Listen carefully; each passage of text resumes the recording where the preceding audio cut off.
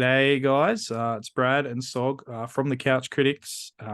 Thanks for watching on YouTube or listening on your or your listening service. We're here for another episode, and we're here to talk a bit about round 2 of the A-League men and a few other stuff. There was a lot of chat about the national second tier during the week. We might touch on the Matildas as well. They were smashing crowds over there in Perth, but thanks for joining us. Please subscribe and like the video if you haven't done so already, and maybe give us a review on the listening service. I assume that's something you can do. Brad, have you ever used a Spotify? Like, do you know what Yeah, I have used Spotify, but I've never listening? looked if there's a way to review or rate a Yeah, podcast. you can if you've listened to us on Spotify or on Google. We're still trying to figure out Apple Podcasts, but yes, you can leave us a review, and that helps bump us up as well. So do that if you're listening. Anyway, let's get into the football. The round that was round 2 of the A-League men. It was a beautiful round. It was a fantastic round. Some awesome results, Samuel.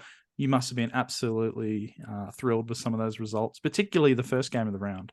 I was so excited for the A-League season, and my gosh, we played terribly. Like, just to concede in like 40 seconds, outrageously bad. So yeah, Brisbane were good. Mm. Sydney less so. Like, Must suck to be the worst ranked team in New South Wales.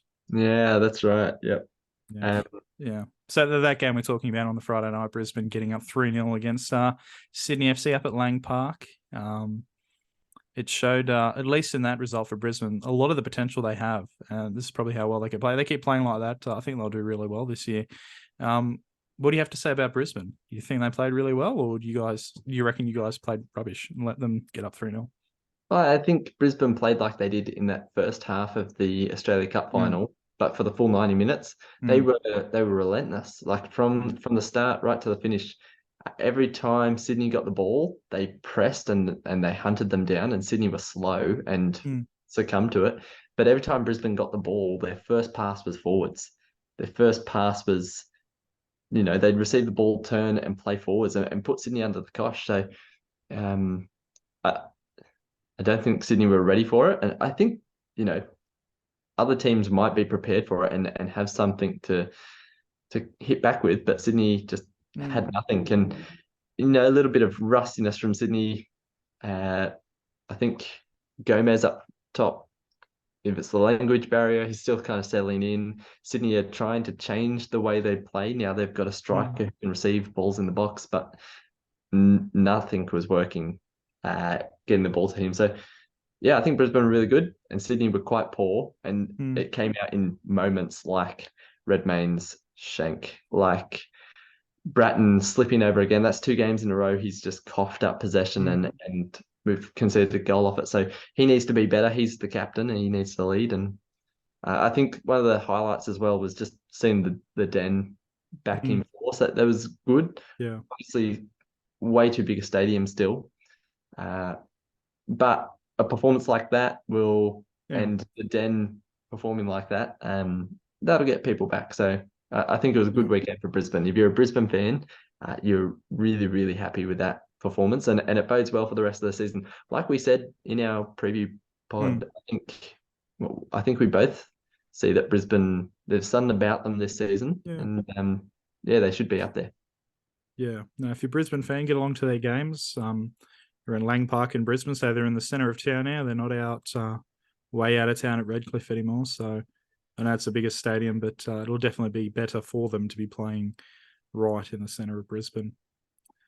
Moving on, Wellington getting up against Perth.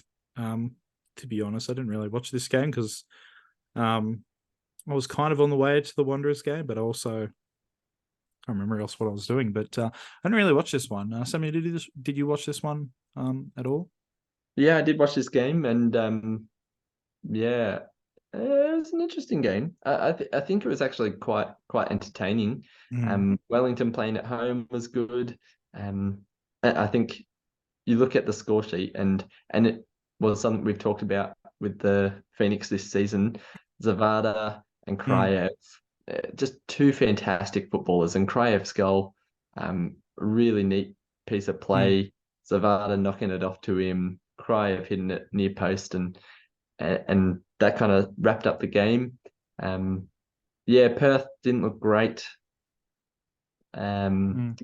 there's still some issues going on in Perth, and an unhappy return for Ollie Sale. Whereas down the other end, Alex Paulson Yep.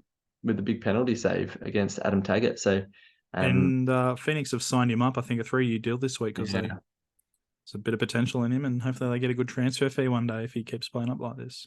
yeah, it's fantastic. It's good for New Zealand football to see, and a lot of Mm. their young players, young New Zealand players, are doing well.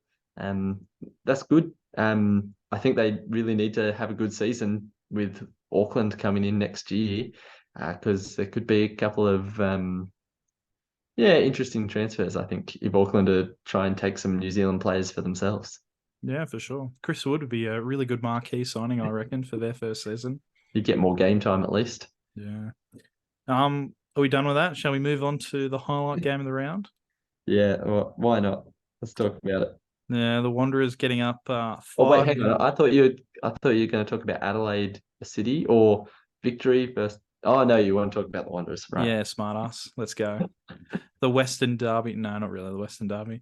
Yeah, the Wanderers getting up 5 nil, and it was 5 nil at halftime. It was, for someone at the game, it was really just unbelievable, the scoreline, but definitely deserved the way how well the Wanderers played. And Western went, they weren't bad, but, you know, I think the Wanderers just made the most of their opportunities. They were really clinical in that first half.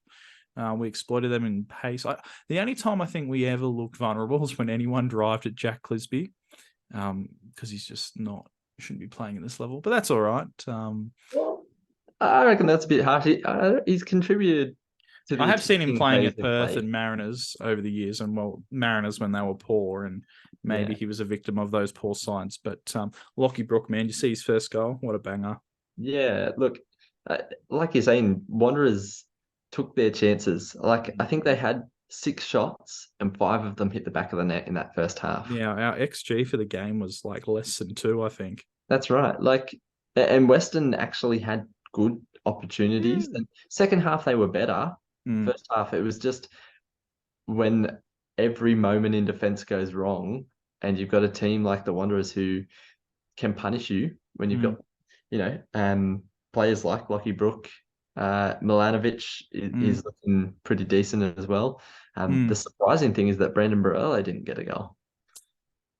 Yeah, no, he didn't. And I don't think he had a shot at goal, but he's working hard as he always was. But yeah, Milanovic, I think going into the game, I thought, if Ninkovic is fit, he'll be on the bench. But if whenever he decides to come back from injury, I think he's probably on the bench now because Milanovic is playing that well. I think he's deserved that starting spot ahead of him, and Lockie Brook as well. Like, I think he's scored like the vast majority of all our goals we've scored this season because he scored like 5 in the Australia Cup game. And I don't know, I couldn't read too much. Like 5 goals is pretty good, but I couldn't read too much into a game against an NPL WA team. But boy, he looked pretty hot on Saturday night. And Marcelo got a goal as well, which was really good set piece from the corner. He went off injured. I haven't heard about him, how he's going, but hopefully it's fine. Hopefully it was just a bit of a numb leg and it's nothing too worse unless I've missed something. But all around, I thought, we played really well. Well, more Yeah, than really well. I thought we played super. and then it's hard to tell in the second half because Western did come out and were better, and Wanderers didn't look as good. But when you're up 5-0 at half time, you, Mm, you don't really need to go out and be amazing in the second half. And yeah, so maybe you saw a little bit of that. yeah, Western tried and tried but couldn't score. So that's positive for the Wanderers as well to keep a clean yeah. sheet. Yeah, you get up at 5-0, you can dictate how you're going to play the second half. And Yeah. I think that was probably the message from Rudin. Just keep playing solid what you're doing, but you know, there's no need to go all out. You don't want to get injured. And I'm pretty pleased with 5-0 considering Western knocked off Melbourne City the first week. Although who knows what the go is with Melbourne City right now. But before we get to Melbourne City, let's talk about the defending champions, the Central Coast Mariners. They hosted MacArthur on the weekend, and boy, they've looked a bit off. the Mariners. I actually thought they were pretty good for the first 20 in that first game against Adelaide last week. But geez, it doesn't look good when you lose to MacArthur. No discredit to MacArthur, but when you're losing to MacArthur in round 2 at home, it's not looking good for him at the moment.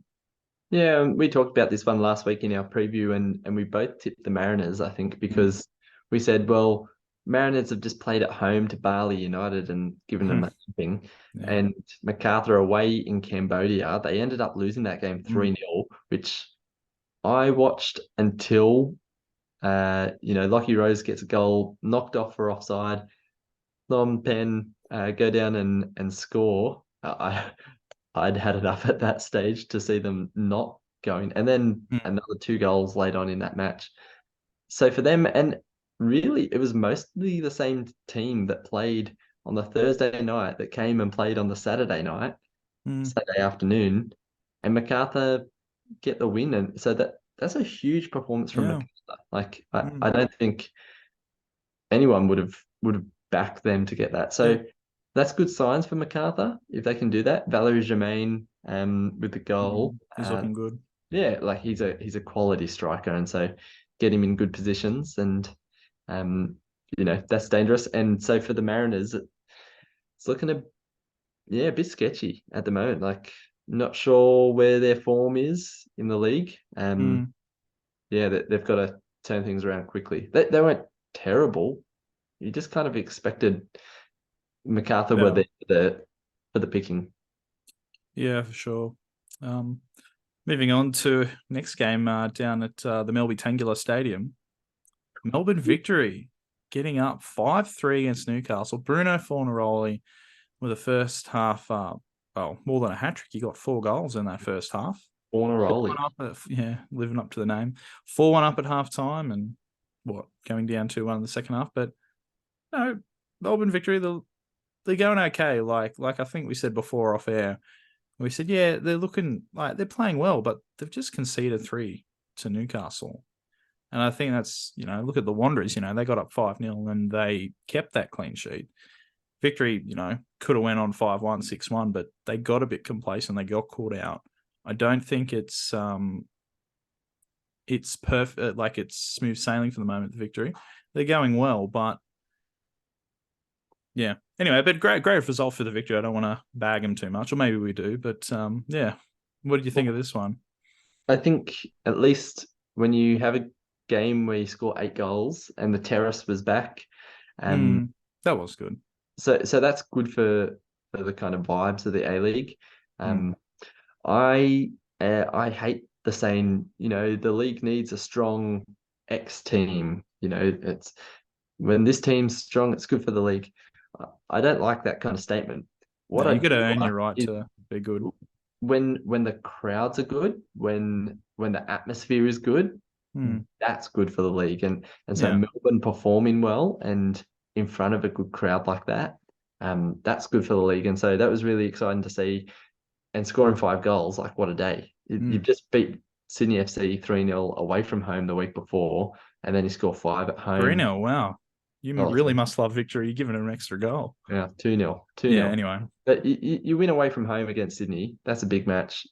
You score 5 in front of your home fans, first home game of the season. That gets people interested. That gets people going. So that's really good for them. Fornaroli was lethal, and we know he can do that. Popovic comes out this week and says he's just as good as he ever has been. He's a lethal striker. If we can promote, 17-year-olds doing well, why can't we promote a 37-year-old doing well as well? Yeah. Because he thinks he's fit, he thinks he's ready to go. And so we were kind of saying, yeah, maybe it's a bit rough. They haven't got a striker for this season. Fornaroli's at least, trying to put that one to bed and say, I'm here and I can still do a job, and that's great. Yeah, the other kind of standout for me was Clayton Taylor for Newcastle Jets. Robbed of a hat-trick. Robbed of a hat-trick, which, they do get that goal. It's 5-4. That's a lot less emphatic. But his goals were fantastic. Good young player. Again, and this is going to keep coming out. Every time we talk about a good young player, we go, oh, hang on. Was he at Sydney FC's Youth Academy and got was he? Yeah, he was. but his goals were good goals as well. So that's good signs from the Jets. Like they got a player who's going for it. I think the other big news is Velupile for Melbourne They Victory. re-signed. Yeah, re-signed for 3 seasons. His goal was, Jets were chasing in the second half, and he gets a free run, but he did really well with it. So he looks like he's really come into his kind of groove A-League and for Melbourne Victory. And so that's a really good signing by them to lock him down on a longer contract. Yeah, good stuff for Melbourne Victory, Obviously a crap season last year, and they started quite well. But talking about crap starts, Melbourne City going 6-0 down to Adelaide on the Sunday evening match at Hindmarsh. Boy, I wouldn't have been surprised if Adelaide had won, but 6-0, boy, they were shocking. I think the striker, Jamie McLaren, I think he had like 7 passes, and they would have all been from 6-goal kickoffs and the restart of one of the halves. That's and he missed a penalty. So he's kicked the ball 8 times, 7 passes from kickoffs, and a missed penalty. Yeah. And that is all he did. Like that's an all-time stinker. Yeah. But like you can't, let's not point at him. The whole team was pretty average, and Adelaide, to their credit, their young fellas have got over there. Fantastic. That goal from Irukunda, the double from Bernardo, one of the third Toure brother getting a goal. Is there a fourth or a fifth, please? They look really good early on. Adelaide, they keep those youngsters fit. They're going to have a really fun season with them. Yeah, they get a few injured, might be a different story, but they're looking really good. They're really exciting. To start the opening 2 rounds. If you're a casual A-League fan or you're just a football fan, just flick on an Adelaide United game this season, because good chances are going to be some really exciting footballers there to watch. They might not win, but you're going to have good fun watching them. Yeah, and it's very similar to the style of football they were playing last season. It's kind of in your face, aggressive, with speed. They know they've got speed. Ben Halloran, he's older, but he's still not slow. Players like Irukunda, who's just like pure speed. Olivier Bernardo coming on at the end was fantastic. He obviously had his injuries troubles last season, so really good to see him on. Toure's got pace for days. They're an exciting team like that, and even Ryan Tunnicliffe, a Manchester United youth player, coming on and scoring a goal. That's good for him. Their one signing for this season. He looks like he's slowly getting up to fitness, coming in off the bench. So the signs are really good for Adelaide. And then when you put it in just such a beautiful football stadium with just a crowd that gets behind them, again, like last season, towards the end, that was a sellout every week. It's not far from being that again this season. It was about 10,000 there for this game. I think it's not long before we see those tickets selling out for Adelaide games, because it's just such a good vibe down there. And awesome. Maybe we'll have to do an away day there just to see Adelaide. Maybe we don't have to go see our teams play. Maybe we should just go sometime and just see Adelaide play. Incredible. That would be very good. Yeah. Be a shame though. We'd have to go to Adelaide. Pissant town. Speaking of pissant towns, Aurelia Vidmar is taking over Melbourne City after old mate got the sack. Old mate Rado Vidicic. Look, again, we talked about this in our preview pod, and for me, naively put Sydney FC up top because I thought Melbourne Victory are going to hold on to Rado for too long and he's going to stink the place out.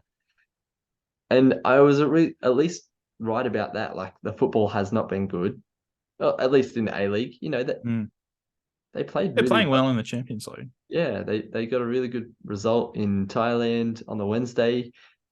Didn't do a MacArthur and come back and play well here, but Rado Vidicic, just you could tell things just weren't quite right there. And for a Citigroup team, it's just not good enough. They had to change things quickly. Yeah. It's probably the right decision, but his 2 games. Well, from what I read, he went to the city board and said it's not working out. Like, it was a mutual termination, so it actually wasn't a sacking. Sure. He actually came to him and said, like, like he was, I think he was a bit concerned about potentially losing the dressing room. Yeah.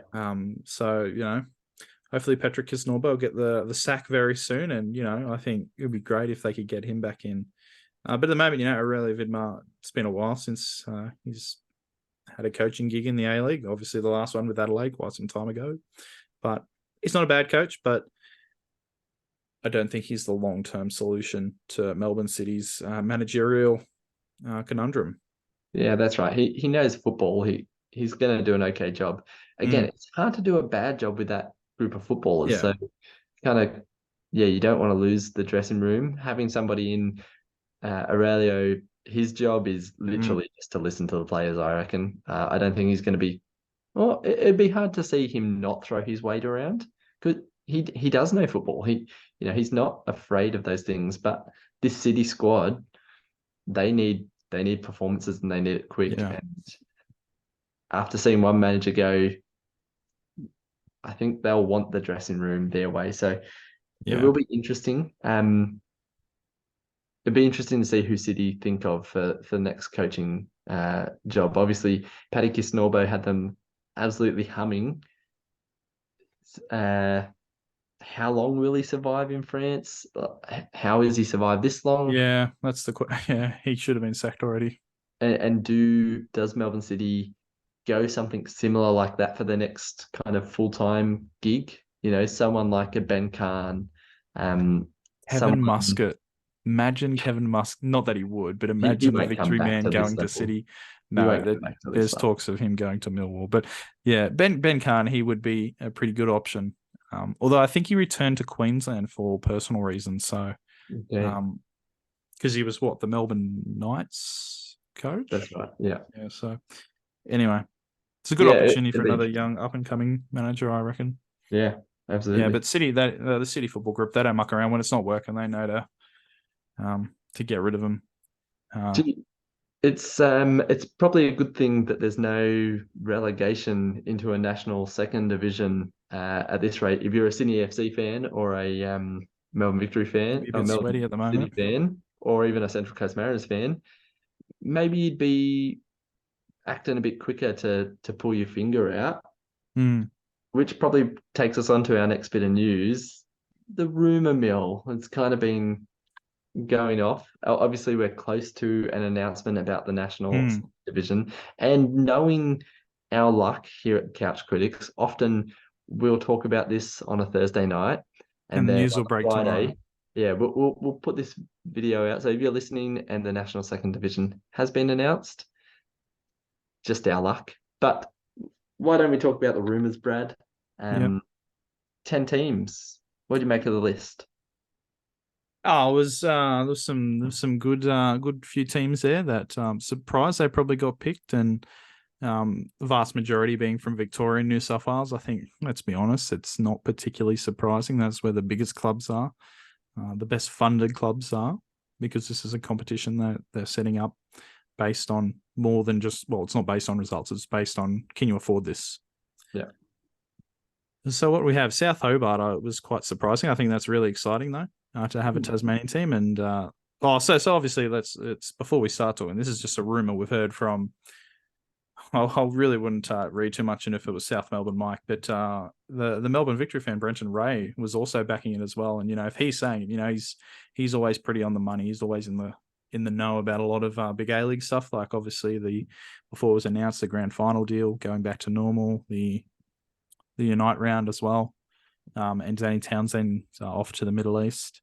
So that's where we're hearing it from. But South Melbourne, I think that's really exciting for Tasmanian football to have a team competing in a national competition.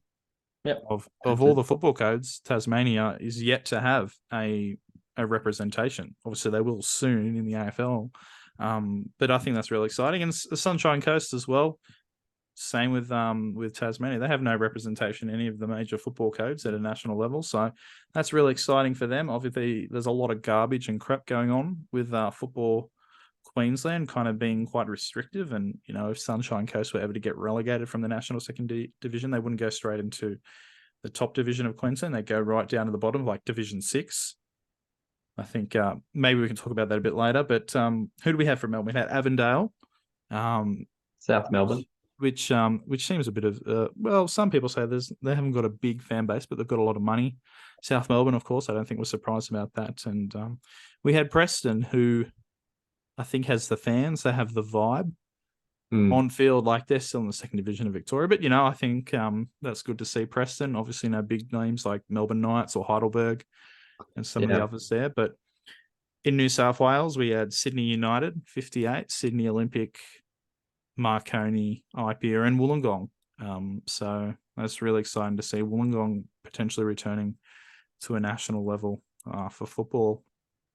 Yeah, most of those clubs make sense. Yeah. Sydney United's the one where there's question marks, obviously some issues in the past Yeah. with their fans. So but I think that's worth talking about, because I think Football Australia, if they don't go crack down hard on some of the really toxic Croatian fans, Sydney Croatian fans, they could have a real publicity, like a real PR dilemma here, because they want this competition to go well, but I think there should be certain standards that clubs abide by, and they were abhorrent during the Australia Cup final a couple of years ago. Nothing's happened since, but if something like that's going to happen again, they're going to have to get the boot, because it doesn't matter how much money they have, the league needs to look good, and if they're going to cock up again, they've got to go. But let's hopefully that doesn't happen. But I'm not surprised they've gone up, because they're a well-funded club. They've got a lot of history. They've got a nice boutique ground. They're an ideal team for the national second division, just like all the other teams that are in it. Yep. And then we've also got that's it, isn't it? It's all East Coast. There's no South Australian teams, no Western Australian teams, no ACT, and no Northern Territory. Obviously, Northern Territory was always going to be a bit of a stretch. They never had any teams going forward for it. Yeah, Western Australia was also really difficult, and a lot of people in response, 10 teams isn't massive. People are kind of hoping 14, maybe more teams. I don't think it's completely terrible though. Somebody mentioned the A-League started with 8. Yeah. When football was starting going again, and it grew, and it was sustainable at the start. And so I think that's the key kind of thing. Like these clubs, obviously, Football Australia is trying to be as kind of stringent around the criteria as possible. They want this to be financially viable, and the clubs want it to be financially viable as well. They want to be able to last more than one season. So I think 10's a good starting point. Yeah, there are some big clubs like Melbourne Knights not there. That shows you maybe there is a proper kind of cutoff there. So I think that's exciting. 10 teams is sustainable. 18-game home and away season with finals at the end. It's probably a little short for my liking. And the other issue is, it's still just thinking, what's the goal? What's the purpose? So I love that there's going to be more opportunities and a national competition for young players. But I think there has to be purpose to this. And we talked with Stefan Mork about the Japanese kind of model and the way they did things. I think it's clearly missing from Australian football. It was missing when we started up the A-League. What was the end goal? What was the purpose? We obviously want this to lead towards a connected pyramid. That's what Football Australia have talked about. I just don't know how that works when you've got an A-League in summer, a second division in winter, and still no real idea how it's going to go. So get it started, absolutely, but it's just going to be this awkward thing when they're running side by side, one here, one here, not connected, not working together. I think it needs to work together. So I'm excited. I think it's the right thing. We have to get it going. I do still have my questions, but I think you never know until you start. So we've been talking about this for a Mm, long time in Australian football. mm, And it's often been, no, for this reason it won't work. Oh, maybe it will collapse and maybe it won't be financially stable. We just got to do it though. yeah. And a big believer in just run it. And we have a season and then you get some cold hard facts. You get some figures on how much clubs are spending, how much they're losing, how many people are turning up and engaged in this competition. You get all those metrics if you do it. And maybe Mm, it doesn't work. And then you go, well, here are some reasons why. And we've got evidence to back it up. Oh, this is yeah. where it didn't line up. Or it goes really well and you go, great, now let's put the next steps in. So I'm really, I hope there is an announcement. I hope this does get up, even if it is just 10 teams. I think that's an exciting proposition. Yeah, for sure. And I think 10's a pretty good starting area. And then for all those clubs that got knocked back, that can be like, instead of having a whinge and saying, why don't we get picked? It's like, well, this is what we can work on next year and Yeah. work towards getting into this competition in 2025 or something like that. Yeah. That's what I think it should work towards, of a natural progression of, okay, now say Adelaide City or Brisbane Strikers, they've met the criteria in the off season, then we're going to promote them into this competition. Yeah. And we might eventually get to a point where we have a third division or something, or a third tier. So I think it could have been bigger, but I think, you want to treat this delicately. You want it to work. You don't want to rush and have 16 teams and have 5 of them say, yeah, actually, we can't really afford to stick around for more than 1 year. You need to, start small, but be stringent and let it naturally grow. And I think it will. Yeah, and there's, like you've said, there's a lot of questions about how it will link up with the A-League, or whether it ever will, or will it connect with the NPL. Yeah, those are questions that need to be asked. Like, yeah, what's the purpose of it? But, I think it's just exciting. We're going to have professional football all year round. That's exciting. Yeah. But yeah, hopefully we hear some news soon in the next week. Hopefully tomorrow. Yeah, like we said, it's all rumors Mm. at the moment. Obviously, the process is ongoing. Yeah, but yeah, let's hope it happens. Mm. The Tillies won all 3 games of their Olympic qualifiers, so now they've just got a 2-legged playoff against Uzbekistan. So that was great. Some big crowds over there in Perth. Do you watch any of the games?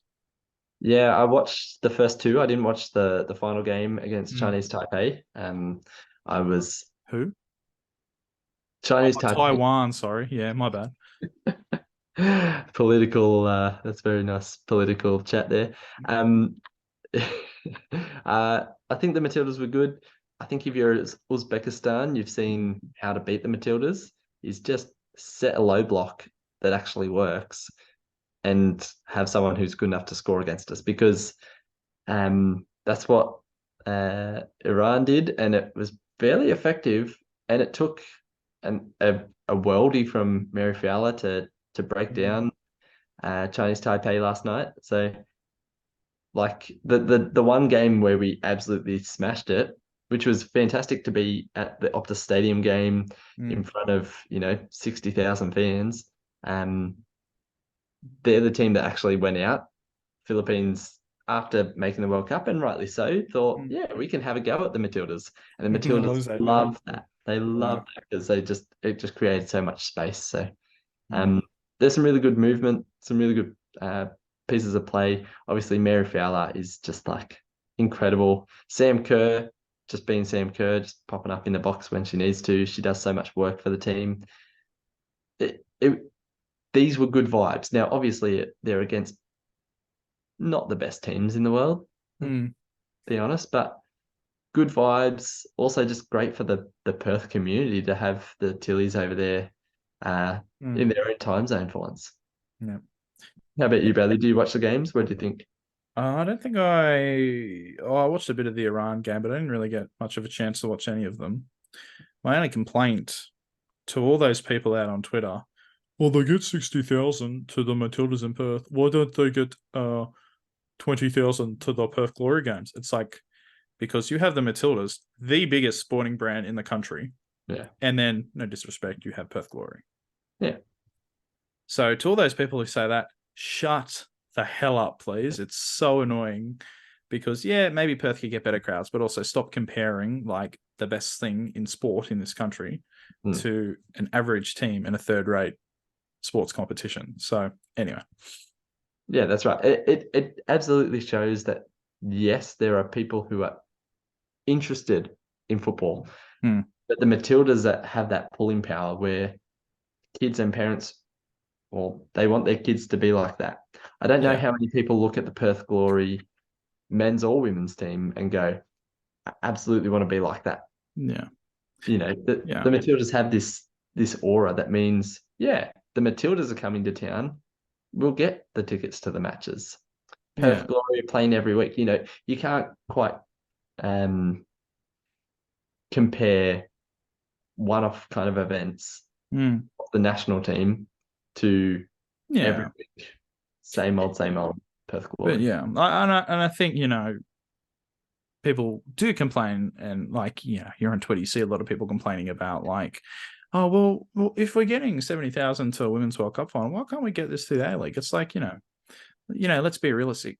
The A-League, any sport, doesn't have a divine right to massive crowds. They have to earn their right. They have to offer something unique.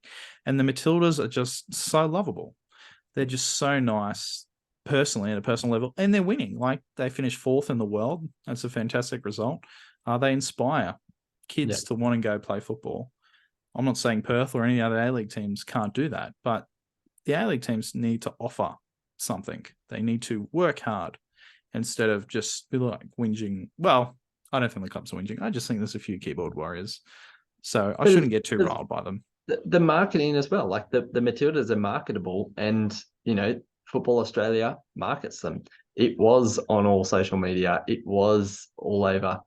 You know, people knew they were playing. That's a big start. The biggest problem with the A-League is people don't even know it's on. Oh, is Perth Glory actually playing? Working together, it seems like the APL, since they broke off, hasn't even sent an email to the Football Australia board or anything like that. You know, linking those things up, having Perth Glory players and memberships, tents outside the Matildas game, you know, Football Australia working with the A-League and saying you can do that kind of stuff helps getting those things. But like, you're right, you know, Alex Chidiac playing at halftime with the little kids because, you know, she was about the same height as them. But you market that's brilliant. Do we see the same things happening in the A-League so that they can be marketed? Not really. So it's totally different. And the Matildas are a vibe. Like, what time? Even Nathan Cleary's a fan, just coming along to watch the Matildas. There's no other ulterior motive at all. Yeah. And I think the exciting thing is that the Matildas could go to any stadium in Australia and sell it. They could play the MCG and they could get 100,000 for a friendly match with Mongolia, and people would go and watch it. And I think let's not take it for granted. We are living in a golden age for the Matildas. I don't think we'll ever experience anything like this, like in any sport. Like, I've never seen such a vibe for any in this country, any other sports team. Let's embrace that for as long as we have that. And it's been a quick turnaround. Like, you know, 3-4 years ago, the Matildas were still playing in front of small crowds. I remember that. They were playing out at Penrith, getting 15,000, which was great then, but look at them now. That's right. It's been a meteoric rise. But like you said, it's a unique thing in Australia right now, in sport right now. The Matildas are that hot. They're so good. And they're just doing everything right. And performances like that, you know, scoring, what was it, 13 goals in 3 matches. That's good. So Taylor Swift is around when the next qualifying game against Uzbekistan is supposed to be happening. Maybe we can tell Taylor to shake it off and go somewhere else, and the Matildas can have the MCG. Imagine that. And Mary Fowler is Taylor Swift, and Nathan Cleary is Travis Kelce. Absolutely. Yeah, what a power couple for sport that is. And but wait, no, hang on, you got that wrong. Mary Fowler is Travis Kelce, and Ivan Cleary is Taylor Swift up in the stands fangirling. Yeah, but I was more saying that Mary Yeah. Fowler has the pull of Taylor Swift. Man, imagine Mary Fowler giving birth to that kid chin first. Let's move on. Yeah. Let's move on. Yeah. Let's look at the games ahead.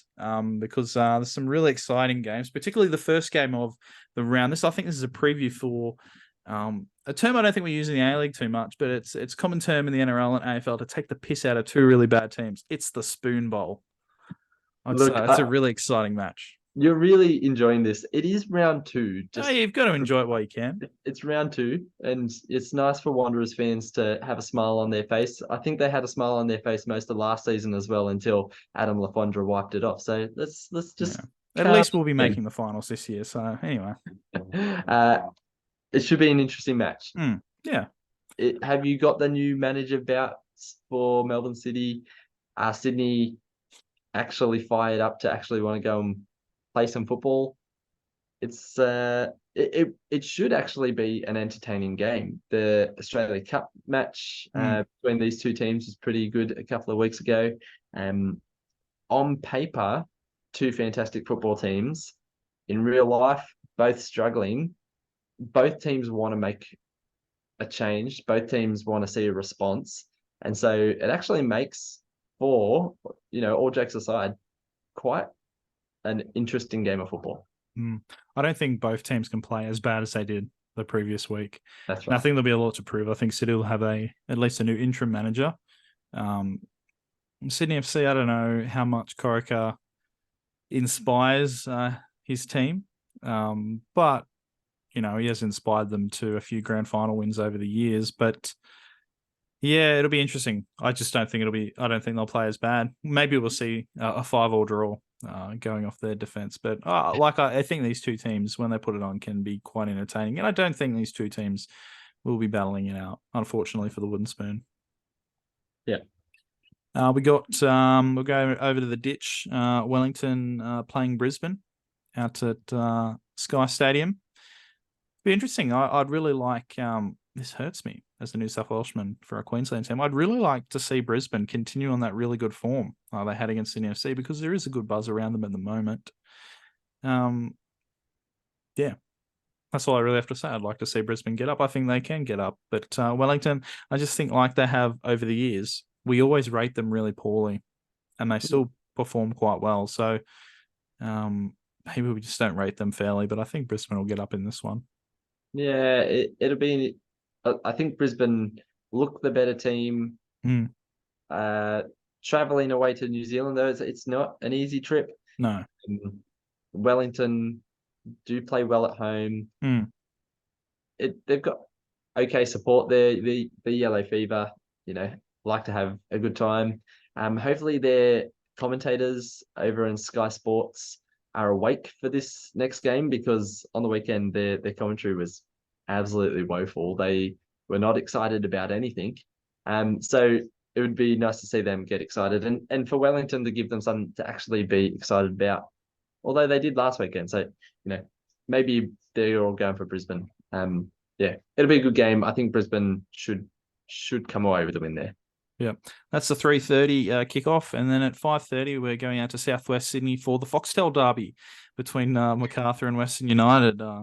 If you don't get that reference, well, too bad. Yeah, listen, Western United, they went great last week, and Macarthur, they've looked okay the first 2 weeks. I think, playing at home, if I was making a pick here, I'd probably pick Macarthur because they're playing at home. I don't know how much of a difference it makes playing in front of a Macarthur crowd. But there's still obviously the travel element. But I still, actually, now that I start talking about it, I don't know if I will be tipping Macarthur, because I still think Western United, even though they lost 5-0 last week, they're a better team on paper than Macarthur. And I think we saw a bit of that against City in the opening round. Particularly, I really like Noah Bodic for them. And I just think all around they've got a pretty solid squad. But yeah, I think we're still early days in the comp. This is only the third round. I think it'll be a good sign to see where these teams are up, where these teams are at. Macarthur actually going to be a good team. Western going to bounce back. Will they show last week was only a slip up? Yeah, look, I think though MacArthur, like you say, that Western have a better team on paper.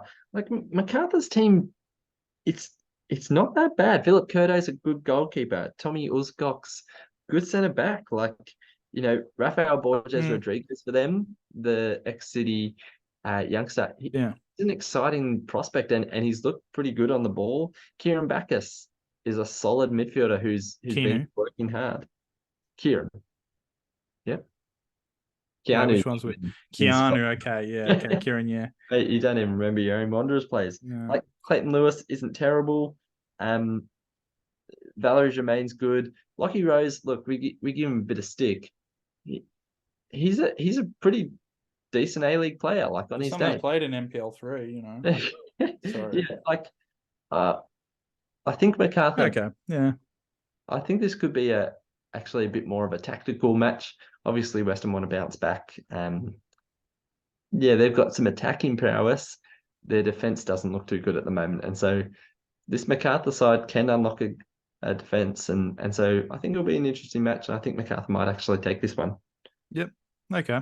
And then I think this will be easily the match of the round, and 7:45 kickoff at the Melbourne Tangula Stadium. The original Victory, derby. yeah, Victory hosting Adelaide United, and these two teams, particularly Adelaide United, have played really well in the first two rounds. I think hopefully we'll see a few goals. We'll see a really good vibe at the ground, a really good crowd. I think this has potential to be a really great watch. Yeah. I think Adelaide, like we said, full of pace, full of excitement. They love to run at teams. Victory looked fairly defensively solid, although they did concede 3 against the Jets. Yeah, So did they? Like, yeah, it should be an interesting game. It's going to have some fire. I think because this Adelaide team is so young, they've got that kind of bubble over point that mm, they just kind of get too into it. yeah, And 3 is just an angry team led by an angry coach. So they've got a red card in them. So I think we're going to see some red cards this weekend, and I think Adelaide are gonna win it. I reckon Irukunda is just going to do something incredibly amazing again. And seriously, it might not just be Bayern Munich knocking on the door anymore. In a couple of weeks, I think maybe your Barcelonas and your Real Madrids are going to come, and maybe even some English Premier League clubs saying, all right, yeah, no, we've got some cash, and mm, Adelaide could be sitting on a very nice pay packet. yeah. He's an exceptional talent. Geez, we've got 4 games on Saturday. 9:45 kickoff over in WA. Perth hosting the Mariners. Is this the game we're going to finally see the Mariners get a win, or what's going to happen here? Or will Alan Stadgett get his first win as Perth coach? Well, first of all, whose bright idea was it to let Perth Glory have a kickoff that late? Like, don't they think about us Yeah, East Coast? clearly not. Clearly not. All the kids are going to have to go to bed early. I think this could be again. Like, I think the A League is exciting. This is good football. But you These think it's going to be a snooze fest? these two teams, they need wins. They're Mm, both without a win this season. They need to do something. So I think it could be good. I don't think it's going to be the most technically amazing game of football. mm, Perth don't look like that kind of team, and Mariners look a little bit off at the moment as well. But is it going to be exciting? Absolutely. Are these teams going to go at each other? I don't think Mariners know anything but attack with this kind of lineup that they've got. So I think it has goals in it mm. because fences aren't great. It's probably a draw, but it could be 2-2, 3-3. Who Yep, knows? cool. And the final game of the round on the Sunday, 5 p.m. kickoff. Oh, sorry, 3 p.m. kickoff up in the Hunter. It's Newcastle hosting Western Sydney, and I think if Wanderers play as well as they did in that first half against the Jets, and the Jets play as bad as they could, I think it could be another big scoreline. But I think Newcastle, for all the hate not the hate, all the lack of people rating them in the off season, I think they've been okay to start the season. Yeah. Got a draw away in Perth. They scored 3 goals against the Victory. They haven't performed super bad, I mean, conceding 5 isn't great, particularly 4 in the first half, but I don't think Newcastle have been as bad as we probably thought they were going to be. I don't know. What do you think? There's something about them. They can score goals. They got some good young players. I think Robbie Stanton's a good coach and he knows how to get good things out of young players. So look, don't count them out. It's just I think the Wanderers look better at the moment. They're a bit more was it settled? Like this is probably the first off season in a while that Wanderers haven't had like a complete rebuild. And so they're Lockie Brook, like he's still pretty young and just playing well. Yeah, 2021, I think. I think you've got a really good squad there for the Wanderers, and yeah, hard pressed to see the Jets winning this one. But it's the Wanderers, and if Wanderers fans like yourself will tell anyone, absolutely have they got an absolute stinker up their sleeves on an away day here and there.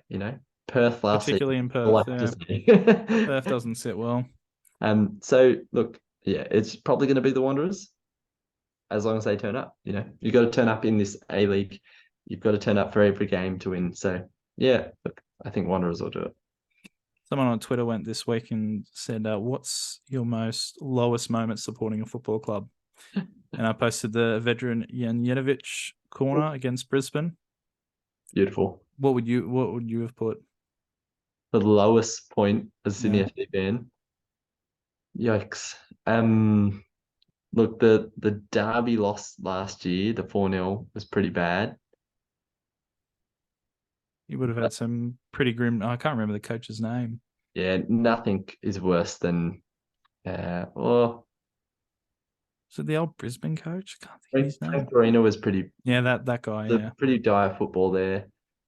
Yeah, look, we've had a couple of dark days as Sydney FC fans. So look, yeah, that's all right. It's always fun. Yeah, sure. You don't know nothing about a dark day, buddy. Anyway, so that's the round. Looking ahead to the third round. Obviously, the A-League women didn't play last week, but they're back this week. So it's really exciting. Double the football. 12 games across both comps this weekend. So get around it. Get around to a game. Unfortunately, I won't be going to Newcastle. Would have been lovely if I wasn't working, but that'll be a good game. You going to Melbourne on Friday night? Doubt it. Not going to Melbourne on Friday night. Anniversary this weekend, so I'll be staying. You can go to MacArthur instead for your anniversary. Lovely. Yeah. No, not this weekend. Yeah, nice. All right. Well, I think that's probably everything we wanted to talk about this week. So, yep. Thanks for joining us for another pod or video. It's been really good to see a lot of all the people tuning in to listen on the podcast websites, but also really good to see some consistent views on the YouTube channel. So we do thank you for your support, sticking with us for as long as this one has gone. And until next time, you'll listen to us, or we'll see you in the next one. Actually, we won't see you at all, but we look forward to you. Good sign, bringing you another episode or whatever. All right, see you guys.